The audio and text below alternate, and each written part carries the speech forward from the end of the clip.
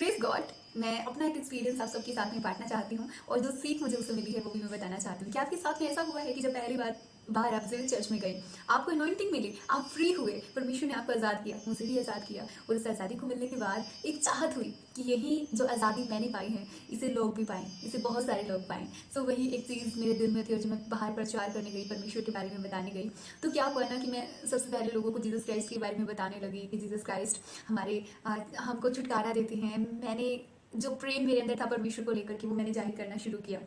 लेकिन मैंने देखा कि कोई भी इस चीज़ में इंटरेस्ट नहीं रखता है। समाज में ऐसा लगता है कि ये भी तो दूसरों की तरह बता रही है, जैसे कोई संत होता है, कोई महात्मा होता है, ये भी मुझे वैसे बता रही है। उन्हें कोई ऐसा क्ल्यू नहीं था कि हाँ, जैसे हाँ सब लोग आते हैं, कोई कोई दूसरा गुरु आ जाता है, या फिर सभी ऐसे कहते हैं कि सारे दुख मिट जाएंगे, तुम लोग चंगे हो जाओगे, तुम्हारे जीवन से सारी परेशानियां चली जाएगी। ये उनके लिए एक थ्योरी था जब मैं सबको बता रही, मैं प्रचार कर रही थी। एंड आपके साथ में भी ये हुआ होगा जरूर।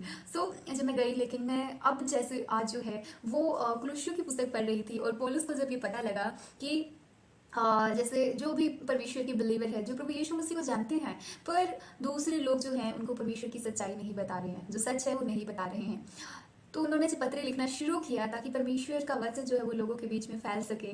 तो उन्होंने जैसे पत्री को लिखना शुरू किया, तो मैं समझ रही थी कि उन्होंने कैसे शुरुआत करी। अगर मैं प्रभु यीशु मसीह की सच्चाई को बाहर बता रही तो मुझे कैसे बताना चाहिए। अगर प्रभु, क्योंकि हमें हमें जा करके जहाँ पर भी हम हैं, हमें हमारे दिल में आता है हमें प्रभु यीशु मसीह का प्रचार करना है, सो कैसे मुझे करना चाहिए। मैं इस चीज़ को समझ रही थी काफ़ी टाइम से कि कैसे करना चाहिए मुझे ये।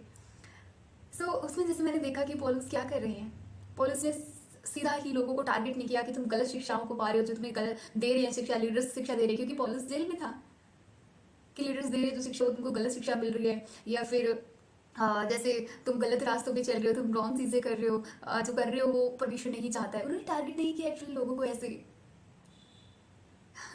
सो हमें भी ऐसे ही करना है। जब हम लोगों के सामने परमेश्वर की सच्चाई को बताएं, सो मैंने पाया कि जैसे पौलुस ने उनको समझा कि वो कैसे परमेश्वर को एट प्रेजेंट ले रहे हैं, उन्होंने उनको इनकरेज करना शुरू किया एक्चुअली कि ऐसे आप लोग कर रहे हैं, ये अच्छी बात है। आपने सुसमाचार सुना, सबसे पहले आपने विश्वास को पाया और आपने उद्धार को पाया, और उसी उद्धार के जरिए आप और हम जो हैं वो इस आशा में है कि परमेश्वर ने हमारे लिए बहुत ही अच्छी चीज़ें रखी हैं और परमेश्वर की एक महान योजना हमारी लाइफ में है।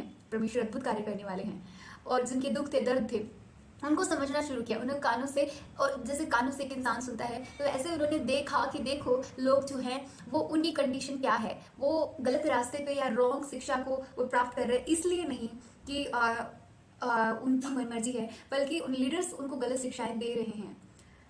सो उनको ऐसे नहीं किया सीधा टारगेट कि तुम लीडर्स रॉन्ग शिक्षाएं दे रहे हैं या कर रहे हैं। उन्होंने दोस्तों को रोकना शुरू नहीं किया।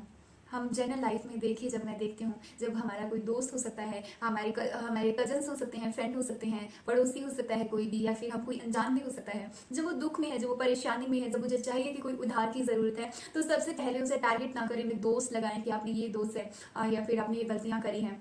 हमें सपोज दैट कि इंसान के अंदर जो है उसने कुछ गलती कर दी है, या फिर वो ट्रबल्स में है, वो डिस्टर्ब माइंड में है, या फिर किसी रॉन्ग संगति में है, तो उनको उनको समझे, पहले उनको मौका दे कि वो बोलें, एक्चुअली वो अपने भाव को रखें और उनको सुने सबसे पहले। उसके बाद में धीरे धीरे उन्हें बताएं कि देखिए ये इस सिचुएशंस में आप हैं, लेकिन यहाँ से निकलने के लिए परमेश्वर ने एक योजना रखी है। धीरे धीरे फिर सच्चाई को हम जाहिर करें कि हम जब प्रभु की प्रेजेंस में आते हैं, परमेश्वर का अनॉइंटिंग हमारे ऊपर आता है, और उस प्रेजेंस में लेके जाने के लिए आप भी रेडी हो कि आप प्रेयरफुल लाइफ में हो, तभी उनकी लाइफ में वो काम भी करती है, मुझे लगता है। सो किसी को दोस्त मतलब आइए सबसे पहले जब हम प्रीच कर रहे हैं, या फिर सीधा ही बताना शुरू न कर दें। उन्हें फिर ऐसे लगेगा जैसे कि और शंत भी तो है ऐसे। सबसे पहले उनके मन को, भाव को हम सुने। सुनने के बाद में जब खुद जीरो हो जाए, उसे लगे कि अब मैं कुछ नहीं कर सकता हूँ, उसके बाद में हम जो है परमेश्वर के बारे में बताना शुरू करें, फिर टेस्टमनीज को शेयर करना शुरू करें, क्योंकि परमेश्वर खुद जो है उन्होंने चमत्कार किए, लंगड़ों को चलाया, चंगा किया परमेश्वर ने। और जब भीड़ आई तो उसके पीछे होली भीड़, जैसे प्रेरितों ने लंगड़ों को चंगा किया और फिर हजारों में भीड़ पीछे आई और परमेश्वर के वचन को फिर सुनने के लिए तैयार हुई।